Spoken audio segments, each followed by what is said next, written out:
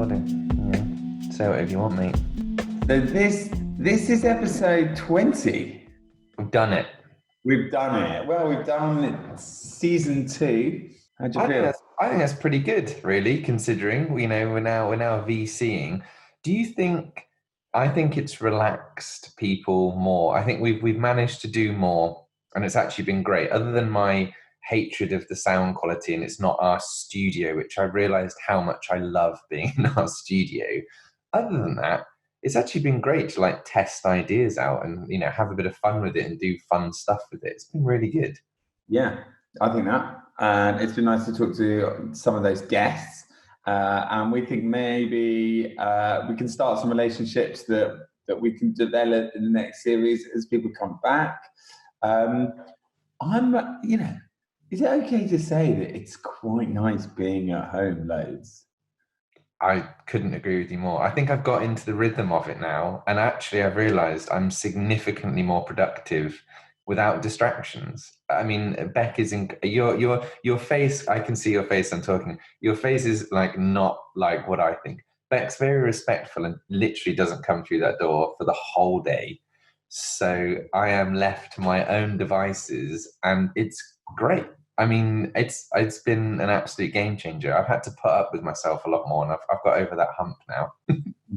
So what? She doesn't come in. I mean, Lucy comes in, and I have to prove that I'm on the phone and have to write like client on a piece of A4 paper.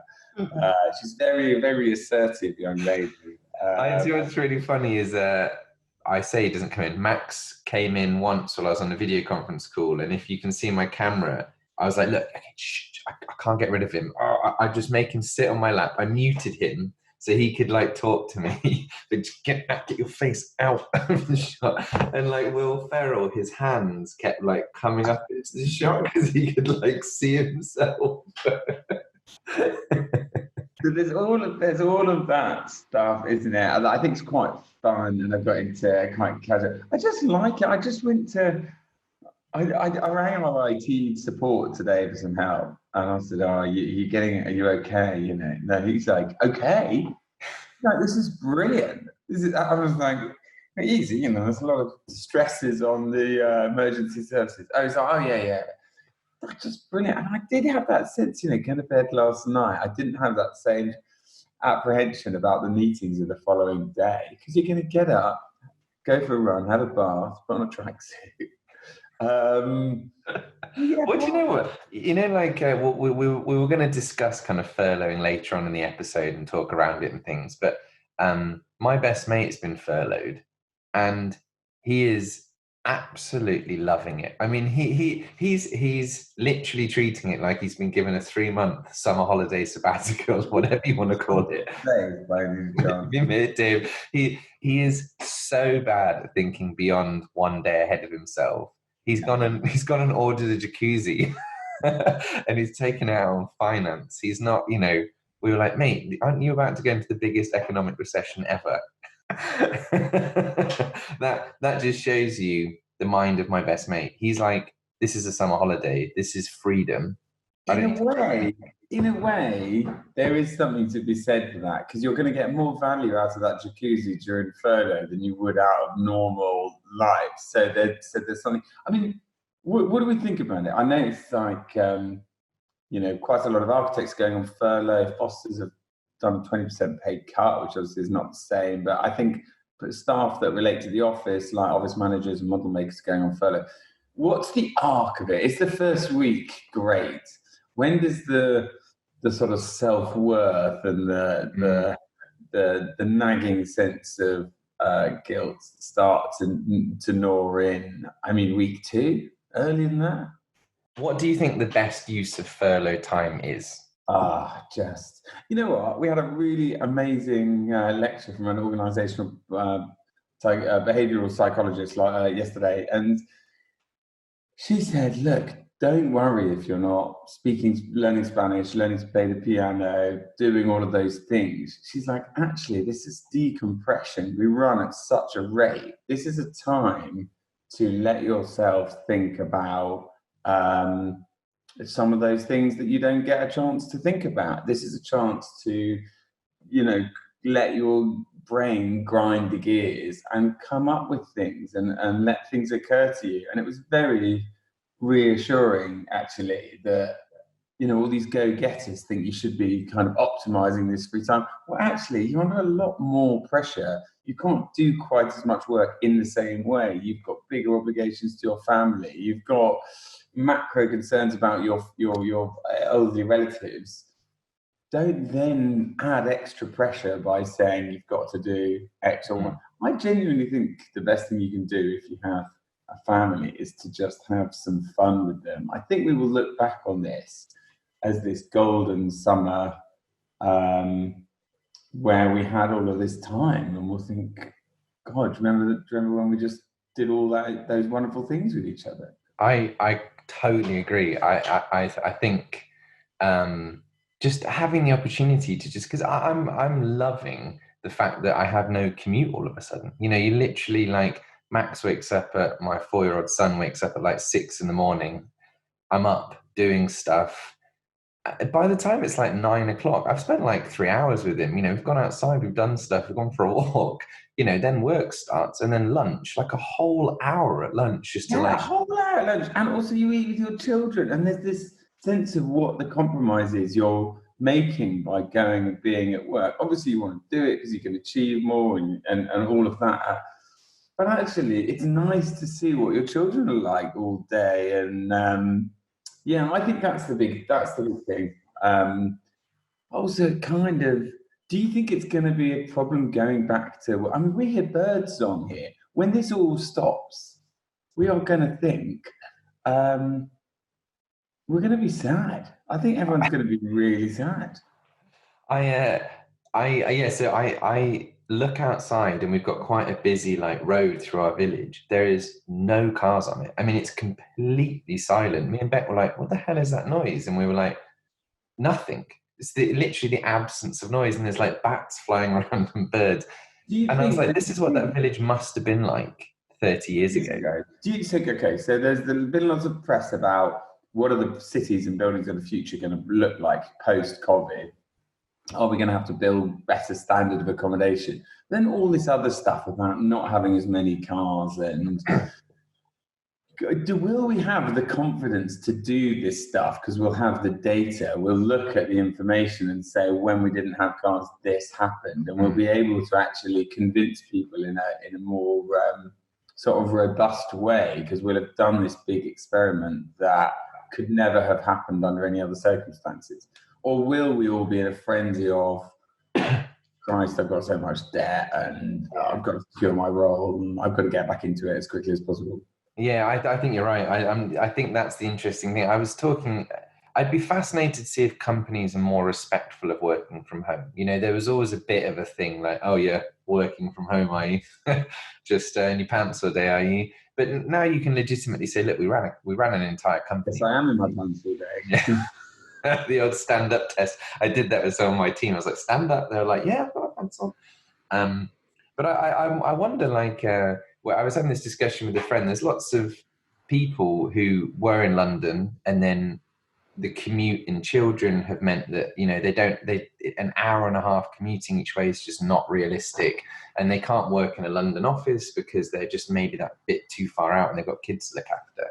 Maybe there's this whole band of people who now legitimately can say, look, you ran this whole company remotely. You understand how it all works. All the systems are in place. I can prove to you that it works. You can rely on me to work remotely, and maybe people will put a bit more weight into an asset that is at home and trust that's the thing that you can invest in. I totally think of that. I think people will be much more open to working at home. I also think the whole office, we work in commercial real estate. The stock that people put in their office space will diminish. I think, it will be less relevant. The thing that I do still see is seeing people and building relationships and being friendships being quite vital to career progression. So I think you probably can work remotely, but you're not. There's a risk you're not really in the swim as much as the guy that's sitting alongside the boss every day and having all the fun and having the socials.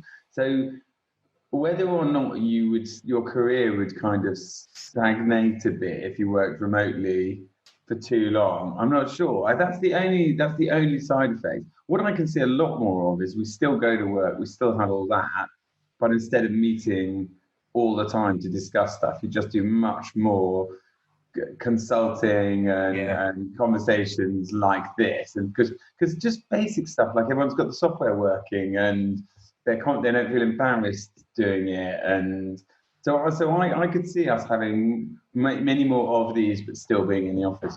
My Yeah, boys. I think you're right. It's the you've got to kind of be seen to be in the office to kind of generate that momentum in your career. But I do wonder, like maybe some practices where everyone's got kids in the more senior level, maybe everyone will be like, oh, do you know what? It was really nice having that connection with them. If it's from this top down, why don't we implement everyone has to work a day at home a week? Everyone, even if you're a student up to the top, everyone has to do it. So that we're never. The only reason I would do that if I was a business owner is to say we have 20% fewer desks and everybody works from home a day, and that means we just don't need as much space. And I could totally see, for example, at Make we oscillate not so much in numbers of staff, but just big teams might go on site and then there's a bit of a gap in the office. We might find that if we swell to being bigger than the office can take, you just find a way of saying, well, this is a rotational work from home strategy, and Bill, this week you're going to work from home. I wouldn't have entertained it really a while ago, and now you'd be like, yeah, I'd be totally open for that kind of thing. So what like if I would imagine a lot of people are either have been furloughed or about to be furloughed. I would imagine. I mean, if I was in that position, I would, you'd be nervous, like why you, why have you been chosen, all those types of things. But what's the kind of best use of your time? You're just saying it's like this is the one opportunity you get as an adult to just decouple. But I what mean, if your boss is like, well, we'd like you to do a few X, Y, and Z things when you come I back? have always thought that the side projects that you do really add to the main offer that you are. And if you ever did need a second career or another job or whatever, it's the thing that differentiates you. I had a great phrase the other day that, in reference to the gig economy. It used to be a job for life. Then it was kind of 5 jobs through a life, and now it's 5 jobs at the same time. And actually, you can expect to have all these different revenue streams coming into your life. And I just think it's an opportunity to set up a small revenue stream into your life, whether that is doing illustrations or, some of the guys that we've spoken to at Newcastle do beautiful drawings. You could totally imagine them turning them into prints, mounting them on some quite cheap IKEA frames and selling them on eBay. And suddenly, actually, if he's made a few £100, you suddenly think, oh, that is something I could Yeah. do at the same time. And you never quite have enough time to kickstart these things. But then once you've worked out your sort of supply line or what kind of people, I mean, I had Yeah. a friend at university that used to paint Scarface pictures, and people would love original paintings of that sort of Tony Montana scene. And we used to rip him up for not being an artist because he was just sort of doing these. But people would pay proper money. And I just thought that was a really good example of something domestic, entrepreneurial, quite fun, that generates a bit of cash. That's a really good idea. Yeah, I know. Well, some of one of our ex-colleagues' friends, they made chessboards, but with architectural landmarks in London. So, like the Shard was the Queen, and like all these other things. Rapid prototype them, but it did it like expensive rapid prototyping. Started with plastic ones and sold them to his friends, and then suddenly everyone, like, this is great. Can you put these buildings in? They were like, yeah, sure. And now they sell them for like 500 quid a pop. But that is a brilliant idea. And how much is one of those Maker little? box.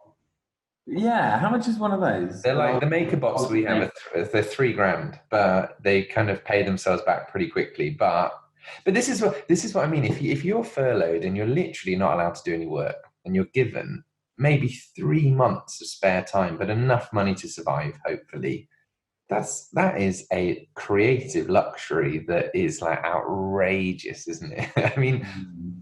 my time would be literally like looking after children. I'm not sure I'd get that full I free think it's creative. really difficult. I think from the outside, you think, "Oh, that's great," or "Well, furloughed, I'm going to have this time." If you've got kids, you're looking after your children. It's the only thing you can do is hope that your relationship will flourish.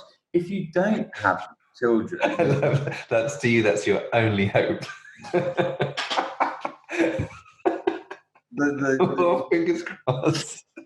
well, they're quite young. I mean, almost like if they were teenagers, I could imagine us going on this kind of odyssey together. But uh, I don't know. And then if you're on your own, I think there is quite a lot of pressure on you to, what did you do? Oh no, I didn't do anything. I just freaked out about my career. Or I mean, almost, can you imagine anything worse than trying to put together a application now uh, for your part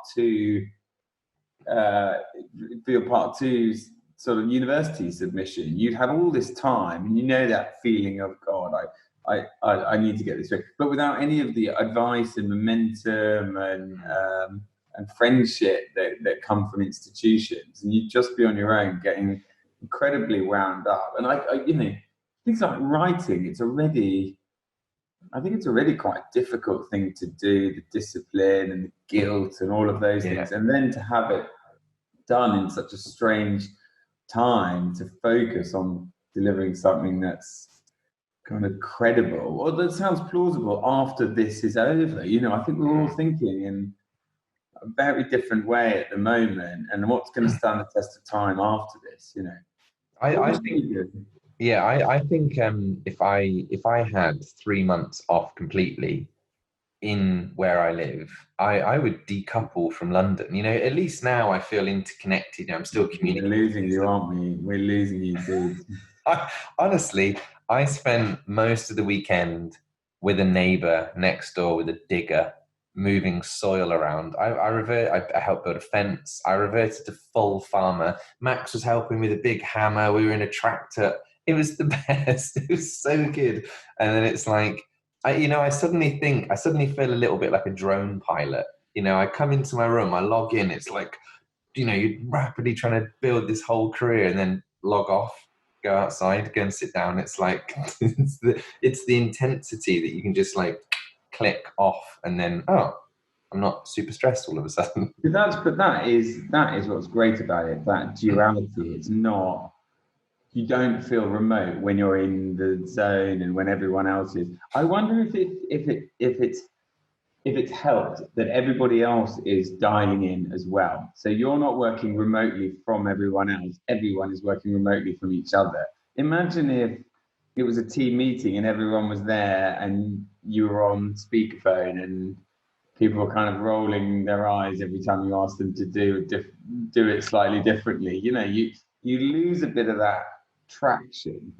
I I, Um, I agree with you that we tried at Heta that one person was remote on a Friday, they'd dial into the Friday live meeting, and because it wasn't the setup, you're like, oh, hang on, I need to log him in. Oh, it's not worked, and everyone's waiting. Then suddenly his face was like enormous on the meeting screen. His face is like 4 times as large as everyone else's, and he wasn't talking, but he was just like nodding.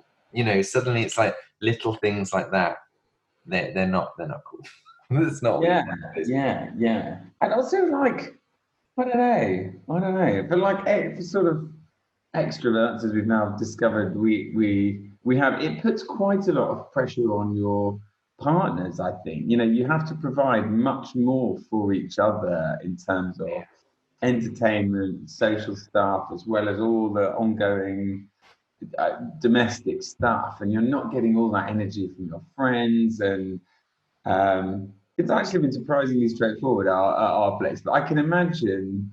I'm actually thinking about it. I think it's going to go the other way. Luce and I would have spent a lot of time together, and we're feeling very close. And then suddenly you're going to go out and say, "Oh, I'm not coming home till 10. I'm going for a drink with so and so." Yeah. It's kind of like, oh, I've had oh, the like.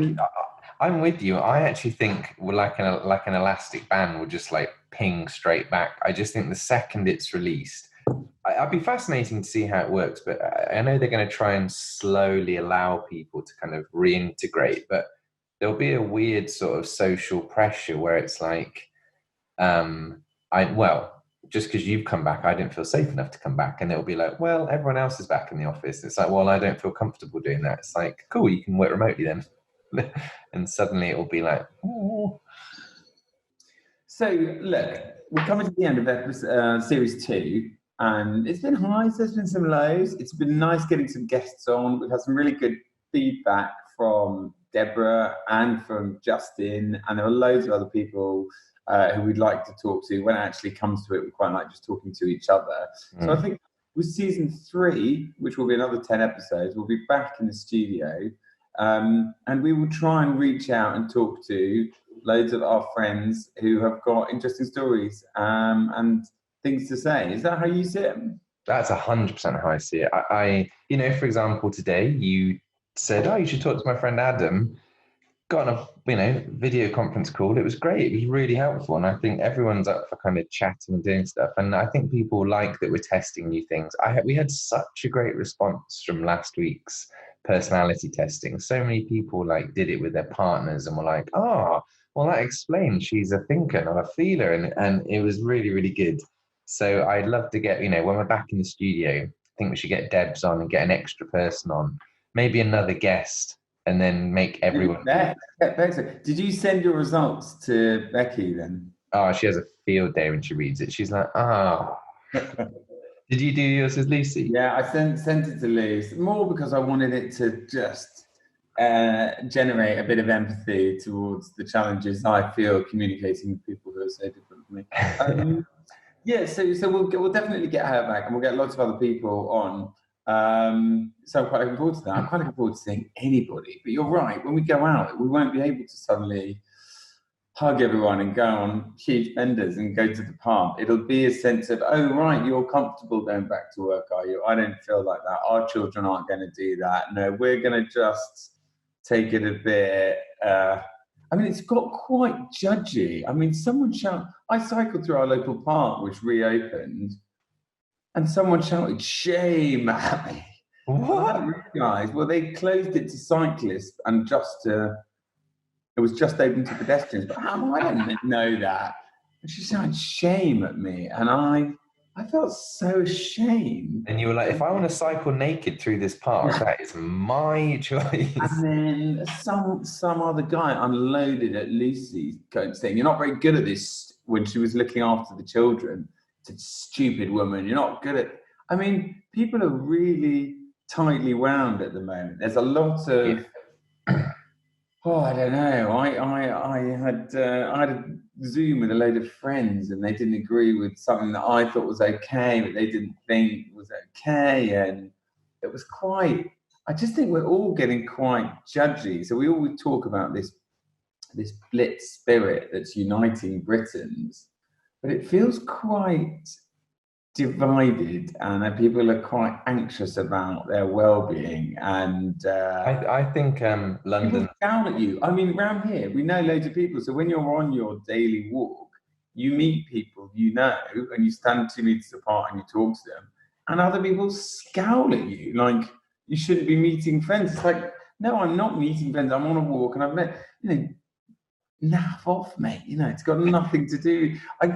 I'm sure this must be happening elsewhere. Can't just be. We're in our village. Obviously, it's great because everyone walks around. But there's children playing in their garden, and then Max hears them, and they're playing on the other side of a wall. It's like some weird World War II, like children in a village, and it's so bizarre watching them play. But they're both very respectful. They're climbing on gates, but not getting too close. It's like, well, yeah. And do children they don't know? My son, he's laid out his sports kit, and because he knows he can't go to rugby, so he's laid out and been like, "That's for when we can put it on when the Prime Minister gets better and rugby starts." Well, Ben, we're nearly at the mark. I want to bring something up as a little treat for the end of series 2, episode 20. We've never told anyone that we did a DJing gig And I think that it's important that people know that's part of our repertoire. What, available for Yes. gigs? Yeah. And I just want. Hit, wasn't it? That was a big hit. We were invited to a Domus show. Thomas? What? Domus? And I just wanted to remind you that it was very amusing that we were allowed to play 10 songs. Do you remember this? Yeah. We were allowed to DJ with 10 songs in the Domus showroom. Yeah. And we had a really cool DJ who taught us how to DJ in front of lots of people. And we chose 10 songs, all with architecture-related titles. So we had "We Built This City," great. The guy was loving us. We were like the most popular people in there, we thought. And then at halftime, we snuck out for a cheeky pint. Do you remember this? I do. Yeah, and I bought a £19 round of 2 pints, and without realizing, I'd bought 2 pints of 11% beer. Wine, yeah. And then we came back in, and do you remember you dropped a specific song the DJ was so embarrassed about that he refused to be near us and walked off and left you to drop "Wrecking Ball" by Miley Cyrus. Wrecking Ball, like the obvious connotation.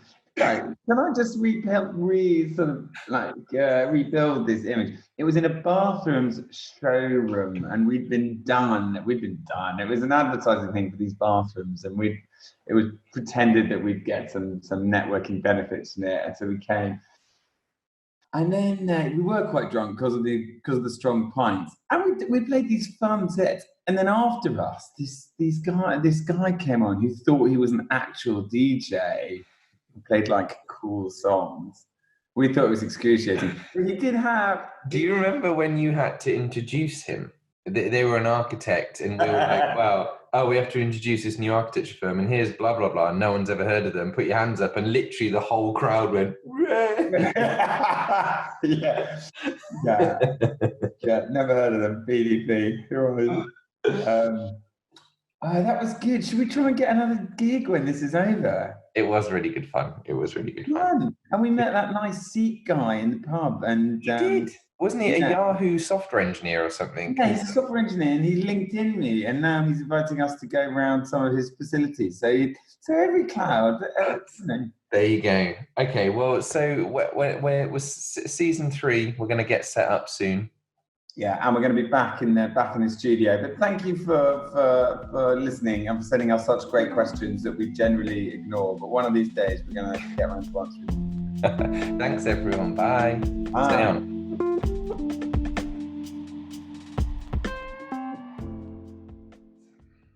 I might just leave this in. If you're listening, Bill is incapable of working technology. He's just a static face. I'm all alone. I'm going to put this at the end of the podcast. Little secret. Okay, so Bill's ruined the recording. Oh, no, he's back again. My internet. Hello. Oh, there he is. I'm going to put this as a bonus track. My fault.